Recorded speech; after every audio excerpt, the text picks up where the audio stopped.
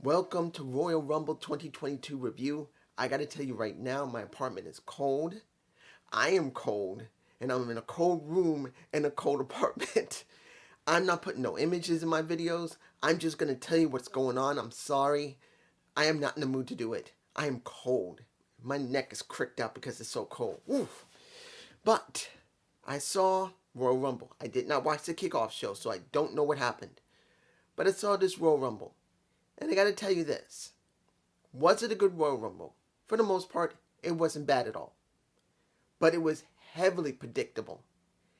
And I gotta tell you that at the end of this, if I don't forget, because I pretend to forget, I'm an old man. It's cold, damn it. But I will give you my feelings about the state of the WWE and how they had to book this thing to make Royal Rumble look good and WrestleMania look good, because it's not good. Let's go to the first match, which was Roman Reigns versus Seth Rollins. Now, this was, and I'm saying this clearly, the best match of the night for the best storytelling and the best mind games in the match itself.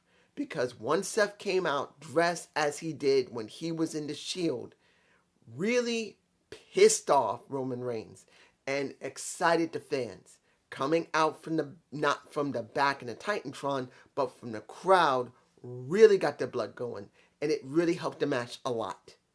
And throughout that match, which was a good match, they both have good chemistry together. You can see that Seth was screwing with Roman, laughing at him, constantly on and off laughing at him, laughing at how he was working, laughing at how he's messing with him, laughing, saying, I love you, fist bump me. He was doing everything he can to throw Roman off. And it, most of the part worked. No, actually did work, to the point where Roman did a choke. He choked out Seth and got disqualified, and Seth won. Seth won the match, but Roman didn't care. He still stays champ. And then he gets chairs, well, one chair, and then he wails on him with that chair more than once. Done. Wiped his ass out. I have to say that this was the best book match of the show. Flat out, no qualms, no fuss, no muss. This was the best match. It had good in-ring ability for both of them. It told a very good story. And clearly, they had a good ending for it, because if Roman lost, it would look bad. If Seth lost, because he's got a lot of momentum, he would look bad. So it covered them both. I'm just saying. Now, leg is itchy. The 30 Women's Royal Rumble. Really? This match, these 30 Women Royal Rumble, was so predictable. Everyone knew Ronda was coming. And who came out 29th? Ronda Rousey. She came out, she beat and won. Now, I am going to elaborate a little bit more about the people that were in the match, but let's make this clear. Ronda was anticipated to come. Some people guessed she would be near the end of the match. Some thought she would be in the beginning, but she came 29. I believe she was 29th. No. She was 28th. I'm sorry, not 29th. 28th. And she pretty much won that match, getting rid of Charlotte. And I got to say, Charlotte's not Brock Lesnar. She ain't. But now let's talk a little bit about what was going on in the match. We got several sightings of several people. Summer Rae being said as a legend. What did she do? They tried to hype up Summer Rae so much. And I know what Summer Rae said in her Twitter, saying, look, I'm not the one who said it. I'm not saying it. Now, I understand her point of view. She didn't say legend. But for the WWE to make her a legend, only due to the fact of her being on Total Divas, shows that Vince only cares about Total Divas. And he really wants to have everything reset back to the Divas ever. You see I'm botching, because after all this hard work by Charlotte, no matter if you like her or not, she worked, Becky, Sasha, Bailey, even Paige. He would rather reset everything back to the Divas era because he's spotlighting Summer Rae of all people. Summer Rae for no reason. Because she was on Total Divas. And she worked on the main roster. That's it. Now, we had Cameron sighting. And during the match, we had some of the... No. How can I put this? The story between... why is this story with DeVille and with Naomi not over? I don't hate her. I don't hate Naomi. You know I love her. They used Cameron as a catalyst for some of DeVille. I forgot her name. I think the reason I'm botching here and I'm forgetting DeVille's first name is due to the fact that, yes, she does a good job as a general manager of sorts. And going back and forth in her capacity being a wrestler and that. But where is the end game for Naomi? The best would have been Naomi to win the damn match. But it wasn't. She gets eliminated by her. So I don't see anything great for that. Now, did we get a Alicia Fox? Yes. She showed up and got eliminated by both the Bellas. Both Bellas came in the ring. And you did exactly the same thing you did in 2014 when a Brie Bella eliminates a Nikki Bella. Why? Wouldn't it have been better to have Nikki eliminate her? I don't know. Now, let's see here. The first person to go in the ring was Sasha. She looked like Sailor Moon. She looked cute as hell. But here's something that I have to remind you fools. Because I told you, Vince doesn't give a fuck about some stupid Forbidden Door shit. Because who shows up as number 2? A NWA wrestler named Melina. Now, supposing she is signed with NWA, she's not doing tapings. She's actually signed with them.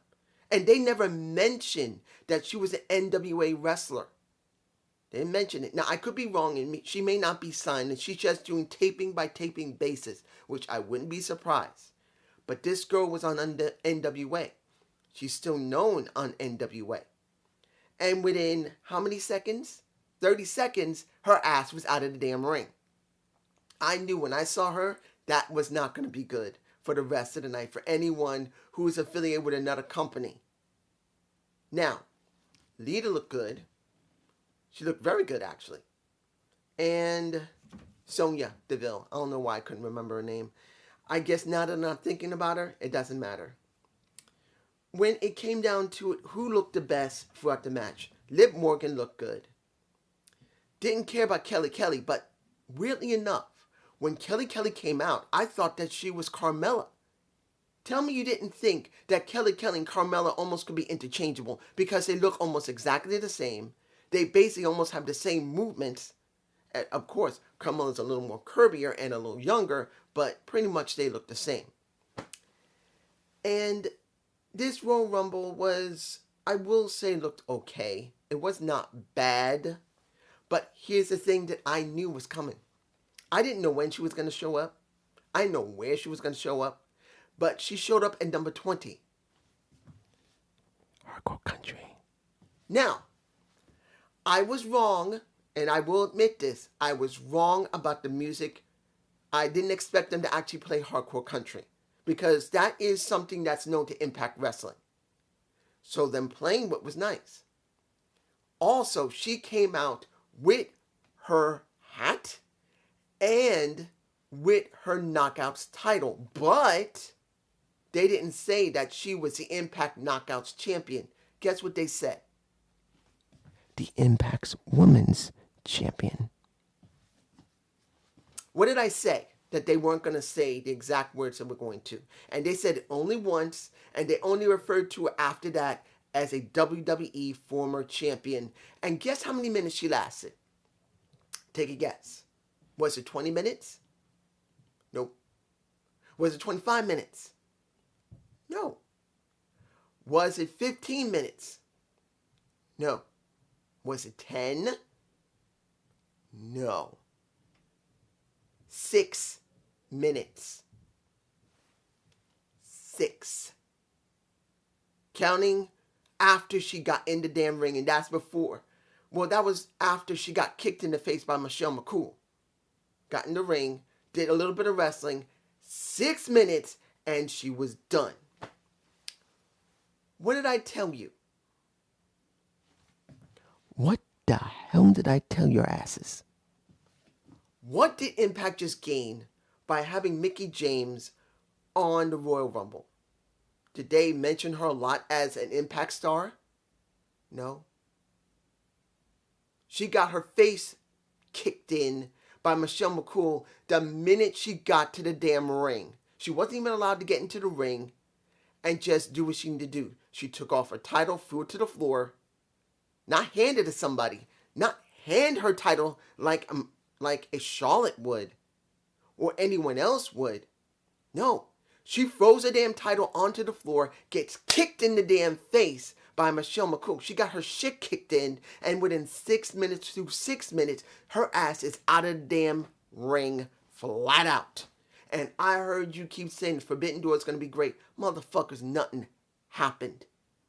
Impact Wrestling gained nothing other than a screenshot of her clearly walking to the ring with her title around her damn waist. That's it. So tell me where the hell the Forbidden Door is going to be done. Tell me. I remember one of my subscribers said, and I'm kind of ranting right now, I know my subscriber said, I'm being positive. This could work out. Bullshit. This is still Vince. I'm surprised that he even allowed Hardcore Country to be played on WWE television. I will give them that props. But Impact Women's Champion, not the Impact Knockouts Champion, they're called Knockouts for a reason. Because that's what they call them in Impact. Vince would not go there, so he says Knockouts to his commentary team. I'm just saying. Now, let's move on. We got the match that, as far as I'm concerned, was dead. That's Doudrop versus a Becky Lynch. A Scottish woman versus an Irish woman. And I gotta say this. Was the match bad? Actually, no. The match was not bad. But the crowd did not care. The beginning they didn't care. The middle they didn't care. They cared to a certain point near the end. But St. Louis didn't give a fuck throughout the entire match. You could have gone to the toilet, came back, and still nothing would be interesting. Because no one cared about the feud. No one cared about Doudrop. Pepper. I forgot her name. What was her name? Pepper something? I'd rather hear her as Pepper than Doudrop. I'd rather care about them doing something together. And tell me, this is an idea because I actually wrote it down. Why? You got 3 Scottish people on WWE television. You got Doudrop, you got Nikki Cross, or Nikki Ash, and you got Drew McIntyre. Why can't you make a faction called the Highlanders? If you want, you could put Becky Lynch in there and Sheamus in there. All of them could be something. Nikki Cross with a Doudrop could be tag champions. Becky could be women's champion.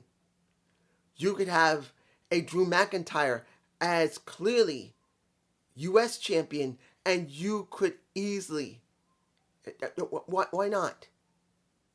You could have that. Why not? Why didn't they? Why don't they? You guys tell me below. Would the Highlanders be an interesting faction? With Sheamus could be Intercontinental and Drew could be World Champion or WWE Champion. You could have that as the Highlanders. I'm just saying. Let's move on. Becky wins. Now, the match that I really didn't care about, and I'm not going in order in this one because it didn't even need to be on the damn show. And that is Edge with Beth Phoenix, his wifey, with Maurice, who showed a nicer pair of titties, and The Miz. They tried so hard to make this match mean something. And near the end, it did. They got people to start cheering for them because of how Beth had to do the heavy lifting for the entire match. Because Edge and Miz were not getting anywhere. And when it came to Maurice versus a Beth Phoenix, it didn't matter either. Because no one cared about Beth interacting with Maurice. And they didn't care about Miz interacting with Edge. It was when Beth was interacting with the Miz, lifting him around and throwing him around like a damn ragdoll. It's the only time they cared. And then when Maurice did the move on Edge, they cheered for her. But it was about the women dealing with the men. That was the only way the match meant anything. You could have gone and taken a shit, came back, and you wouldn't have cared until the end once the faces won, which I knew they were going to win. There was no way Miz and Maurice was going to win. Even though Maurice, damn, she popped out 2 kids. Her boobs look like this. Her stomach looks like this. She must have worked her ass off to get that body. Because when I saw her after she had a second child, when I did see Ms. and Mrs., I think it was like a couple of months or a couple of weeks after she had the baby, she had a lot of mama fat. So she must have busted her ass exercising to get that body in shape.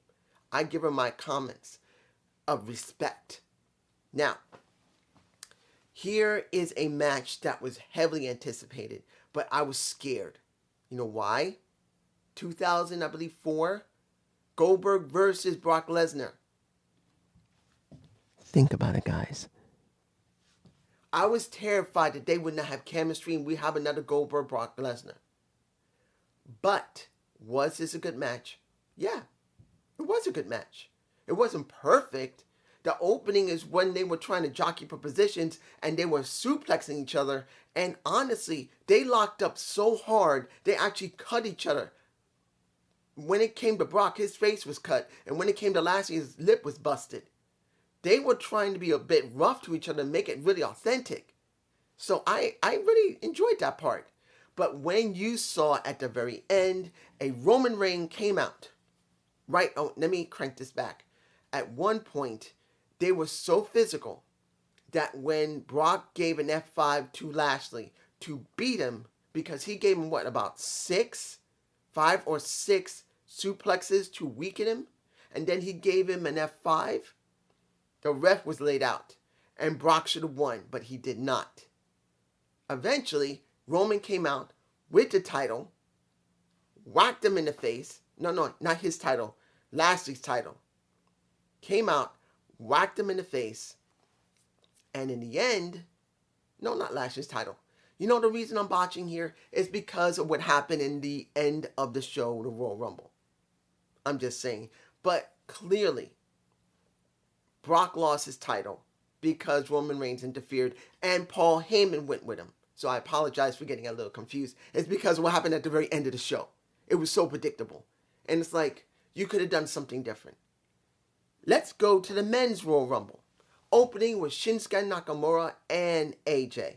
The first person I feel sorry for Robert Roode or Bobby Roode. He came in as number 4 and he got eliminated first.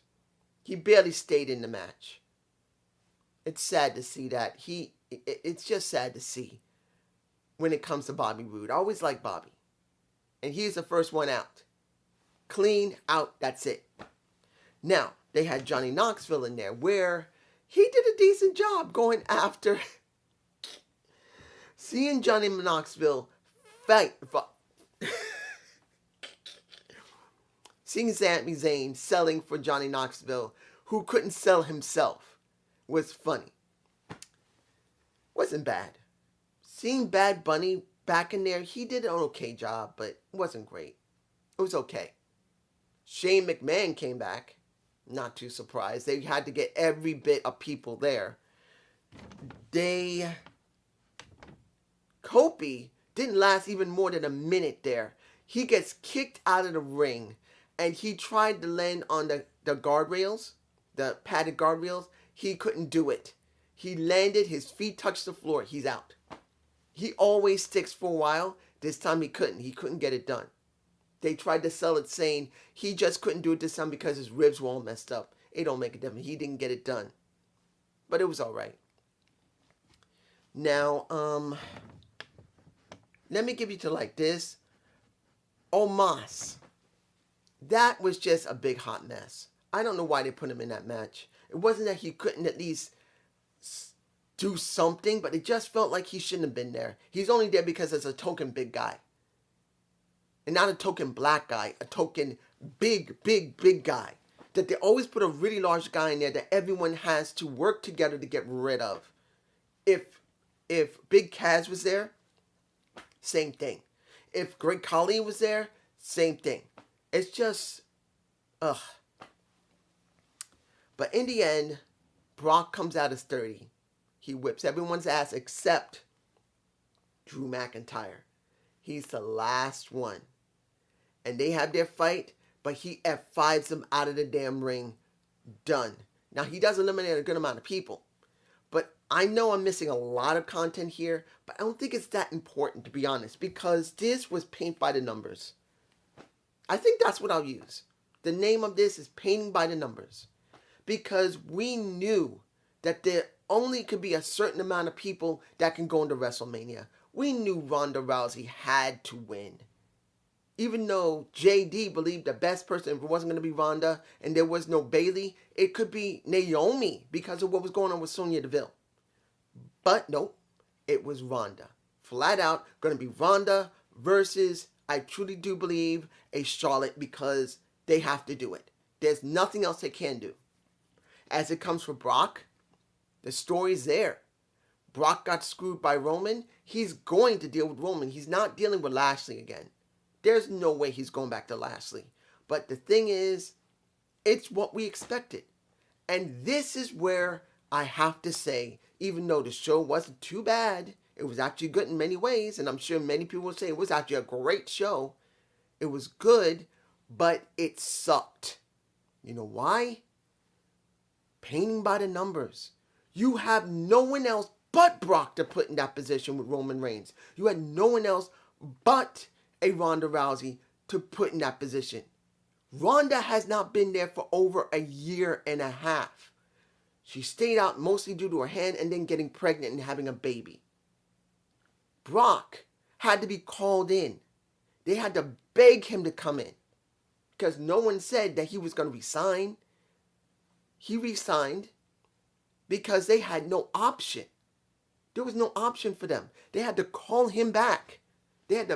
Vince had to beg him to come back, which he did, and had to pay him some big ass money, which he's got. But still, look at all the people that was in both Royal Rumbles that they could have built. And guess what? They haven't built no fucking body. They had to call in Kelly, Michelle McCool, Lita, no Paige. Paige didn't show up. But even if she did, Molly Holly showed up. Audrey showed up. They had to call in a Summer Rae, calling her a damn legend when she's not. And they even had to bring in... Guys, when you have to scrape the bottom and call Alicia Fox back, and they're going to say she's a legend, you know they got nobody. They call in the Bellas. They put almost 10 people that could have been used. Those positions could have been used for younger talent. There's nothing wrong with 3 or 4 people, but almost 10 people who are older wrestlers or people who don't even wrestle much anymore. Hell, Mickey James had to be called in because they had no option. Look what they did with the men. Johnny Knoxville had to be called in. Bad Bunny had to be called in. What? Why? They had to use Brock Lesnar to win. A guy who's a part-time wrestler that they don't gain anything from. This shows you how screwed up the WWE is. For the simple reason, if they got to use so many older talents and not build new ones or established ones, what the fuck are we dealing with? This is the reason why I stopped watching Raw, SmackDown, and NXT. Because there's nothing there. Nothing. All the hard work of all these talents, for the women, for the men, those people who are still there, who have not been ejected because Vince wanted to save more money through Nick Khan, because they weren't in trouble. They were saving a huge amount of money. They didn't have to get rid of so many people. They didn't have to call back so many people because they got rid of 200 plus people in 2 years. It's stupid. Painting by the numbers. That's the title of this, and I'm done. And I hope you enjoyed this Royal Rumble. I was about to say Zane's review. Royal Rumble 2022 review. Please give me a comment below. Peace.